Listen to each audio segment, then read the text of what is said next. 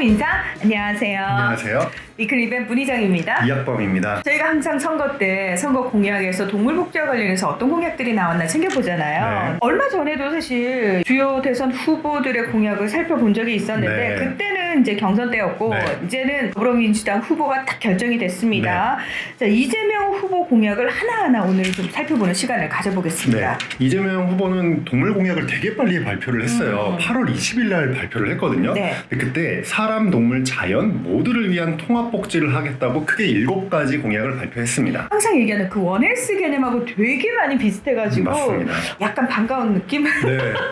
예. 그 요즘에 이제 원헬스라고 사람의 건강, 동물의 건강, 환경의 건강이 서로 별개가 아니라 연관되어 있다. 특히 맞아요. 코로나19 같은 인수공통 감염병도 동물, 사람이 같이 걸리잖아요. 네. 그래서 이런 거에 대한 중요성이 높아지고 있는데 대선 후보의 동물 공약에 이런 원헬스 개념이 담겨서 좀 신기해요. 정확하게 뭐라고 나왔냐면은 인간과 동물 그리고 자연 환경은 지구 안에서 서로 영향을 주고받으며 살아가는 존재라는 변화된 인식이 어느 때보다 필요합니다. 네, 그렇죠. 어떻게 이런 멘트가 들어갈 수 있었냐면은 지금 이재명 캠프에 관련된 전문가분들이 사실 많이 포진되어 있습니다. 동물복지 국회 포럼을 창립부터 지금까지 공동대표로 활동하고 계시는 박홍근 국회의원님이 여기 안에 비서실장으로 같이 하고 계시고 네. 이재명과 함께하는 동물정책 연대라고 있어요. 이 연대에 수의과대학 교수님, 동물보호단체 활동가들 이런 분들이 많이 들어가 있습니다. 그래서 이렇게 심도 깊은 동물 관련 공약들이 나왔는데 네. 그럼 구체적으로 어떤 내용들이 담겨 있는지 저희가 하나하나 살펴볼 텐데 첫 번째로 반려동물 양육비를 낮추겠다. 제목은 이제 양육비라고 되어 있지만 네. 들어가 보면 진료비를 좀 부담을 낮추겠다 이런 내용인데요. 다른 후보들도 마찬가지입니다. 다 비슷한 공약을 발표하는데 이렇게 얘기를 하셨어요. 반려동물 진료 항목이나 진료비에 대한 표준화가 도입되지 않아서 동물병원마다 가격이 달라 이용자의 불만이 많다. 그래서 진료 항목을 표준화하고 가격을 미리 이제 안내를 해야 되는 공시제도를 시행을 하겠다라고 했고요. 또 네. 반려동물 의료보험이나 공제조합 설립까지 검토하겠다라고 얘기를 했습니다.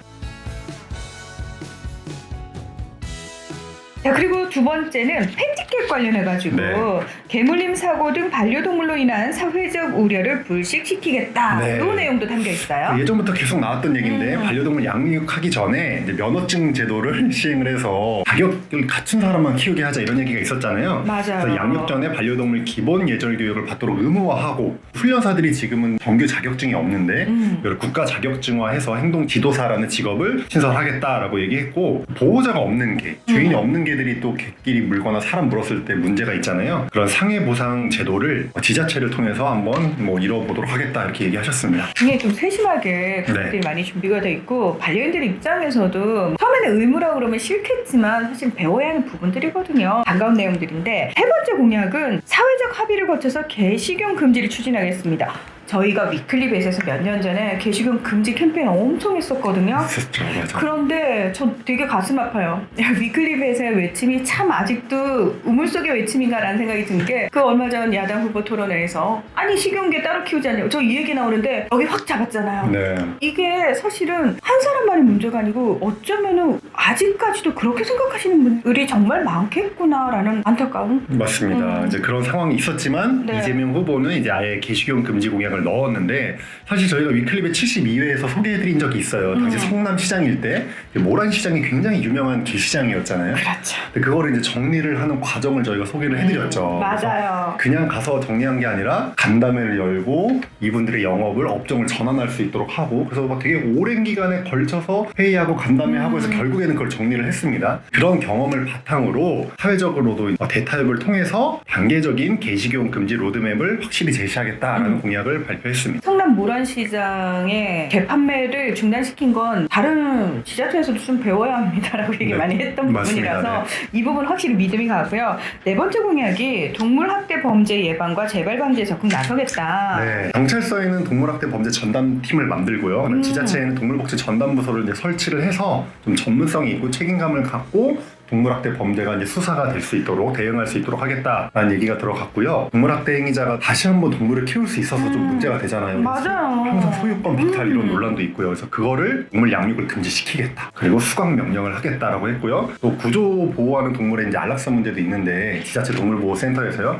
그것도 방식 같은 거를 국민적인 수준에 맞게 인식에 맞게 개선하겠다라고 발표를 했습니다. 동물학대 범죄와 관련해가지고 저는 좀 구체적으로 이런 후속 조치들을 마련하는 게 굉장히 기다려지는 게 뭐냐면은 최근에는 사실 무분별하게 SNS상에 올리기도 하고 마치 자랑하듯이 학대 행위를 막 내보이거든요. 근데 이게 사람들한테 엄청난 정신적인 피해를 줍니다. 트라우마가 생기게 만들거든요. 네, 맞아요. 예. 동물학대 범죄가 요즘에 특징이 굉장히 막 지능형 범죄도 많고 보복형 범죄도 많고 과시형 범죄가 많아지고 있어요. 그래서 대응이 좀 더 적극적으로 필요한 상황이 맞습니다. 맞습니다. 자, 그리고 5번째 공약이 이것도 저희 위클리 베이스에서 되게 많이 했던 사지 말고 입양하세요. 네. 이렇게 말씀 많이 드렸는데 진짜 반려가족 만남 입양을 원칙으로 하겠다. 네, 예. 그래서 이제 무분별하게 동물 판매 행위, 거래 행위를 이제 좀 제한을 하고 온라인 동물 판매는 이제 금지하겠다, 홍보도 금지하겠다라고 했고요. 지금도 동물 판매를 할 때는 계약서를 써야 됩니다. 근데 그게 계약서를 썼음에도 불구하고 입양이 된 뒤에 분양된 뒤에 막 질병이 걸리고 막 소송하고 이제 책임 소재가 지금 불분명해요. 네. 그거를 책임 소재를 명확히 하는 표준 계약서를 도입하겠다. 무허가 무등록 업체들의 단속을 강화하겠다라고 말씀을 하셨습니다. 자, 그리고 6번째 공약은 사람 동물 통합 복지를 확대하겠다고 약속을 했어요. 네, 이게 이제 원헬스 개념이잖아요. 네. 그래서 저도 이 내용이 좀 기대가 됐는데 사실 내용은 이게 왜 원헬스지 하는 의문이 들기는 해요. 그래서 내용을 보면 지금 우리가 동물 관련된 법들이 많이 분산이 되어 있어요. 맞아요. 축산법도 있고 동물원법도 있고 야생동물법 또 실험동물법 해가지고 부처도 다 나눠져 있습니다. 어느 건 환경부에 가 있고 어느 건 뭐 식약처에 가 있고요. 이거를 좀 통일성을 확보하겠다. 그리고 동물보호법을 전부 개정하겠다라는 의견을 내셨고요. 실험동물도 문제 많지 않습니까?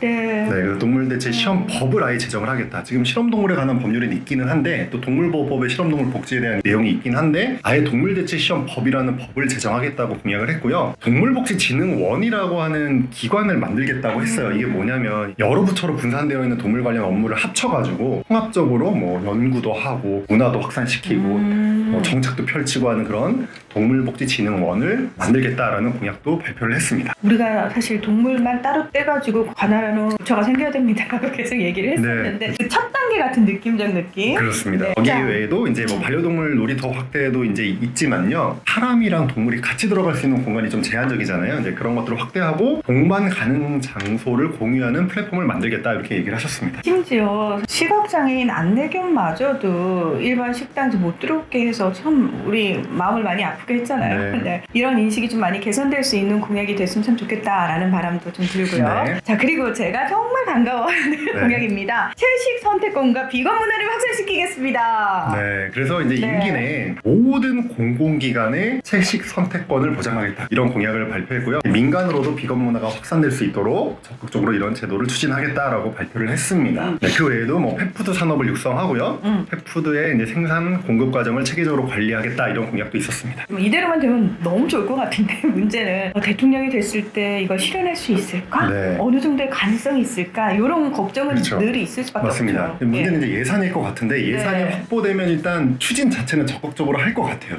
왜냐면은 이전에 성남시장 하실 때도 너무 잘하셨고 사실 제가 지금 경기도 동물복지위원이어서 1년에 2번씩 회의를 가는데 엄청나게 강력하게 이걸 추진을 하세요. 그리고 직접 챙기는 좀 경향이 있거든요. 그래서 지금 경기도의 도심지에 반려동물 입양센터가 만들어지고 있는 거는 이재명 도지사 시절에 직접 지시사항이었어요. 그래서 이제 예산만 있으면 이제 밀어붙이는 성향은 확실히 있는 것 같고 그리고 실제로 이제 도지사를 사퇴하고 이제 정식 후보가 되는 그날에도 오전에 여주 반려동물 테마파크 관련된 일을 이제 결재하셨고 가시는 날까지 네, 그리고 그 관련된 국회 국장님에게 나는 떠나지만 동물 정책은 차질 없이 추진해라라고 말한 걸로 이제 알려져 있습니다. 저희가 이재명 후보 여당 후보의 공약을 살펴드렸는데 사실 야당의 후보들도 관련해서 공약 많이 내놓을 거잖아요. 네, 근데 아직까지 지금 녹화하는 날까지는 아무도 내놓질 않았어요. 이제 경선 과정에서 유승민 후보가 내긴 했는데 윤석열 후보 발표 없고요. 뭐 아직 다른 후보들도 발표가 없는데요. 발표되는 대로 저희들이 하나씩 소개해드리도록 하겠습니다. 공약이 중요한 것이 아니고 사실은 실현 가능성인데요. 그래도 일단 계획을 좀 잘 세운 후보에게 우리가 조금 더 마음이 간다는 거 꼭 기억해 주셨으면 좋겠고요. 자, 오늘 위클리 베스는 여기서 마무리하겠습니다. 함께해 주셔서 고맙습니다. 감사합니다.